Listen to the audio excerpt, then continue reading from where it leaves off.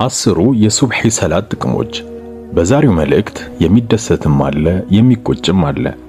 ሱብሒን በወቅቱ የሚሰግድ በሚያገኘው ጥቅም ሲደሰት፣ ሱብሒን ወቅቱን አሳልፎና ፀሐይ ከወጣ በኋላ የሚሰግድ ደግሞ በሚያመልጠው ጥቅም ይቆጫል።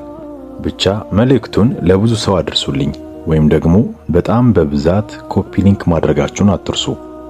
በእስልምና ሕግጋት ውስጥ በዋነኝነት የሚጠቀሰው ሰላት ነው። ሰላት አንድ ባሪያ ወደ ጌታው የሚቃረብበት መንገድ ነው። በ24 ሰዓት ጊዜ 5 የተለያዩ ወቅቶችን ወደ ጌታው የሚሰግድበት፣ 3ቱ በጨለማው ጊዜ የሚሰገዱ ሲሆኑ የተቀሩት 2 ሰላቶች በቀኑ ክፍለ ጊዜ ይሰገዳሉ። የቀኑ የመጀመሪያው ሰላት በቀኑ የንጋት ክፍለ ጊዜ የሚገኝ የሱብሒ ሰላት ሲሆን ስለ ሱብሒ ሰላት ጠቀሜታዎች እንዳስስ። የሱብሒ ሰላት ሌላኛው መጠሪያው ፈጅር በመባል ይታወቃል። በርካታ ዑለማዎች ከሐዲስና ከቁርአን በመነሳት 10 ጠቀሜታዎችን ያስቀምጣሉ። የሱብሒ ሰላት በጀማዓ መስገድ ለአንድ ሰው በህይወቱ ላይ የሚፈጥረውን ጠቀሜታ እንመለከታለን።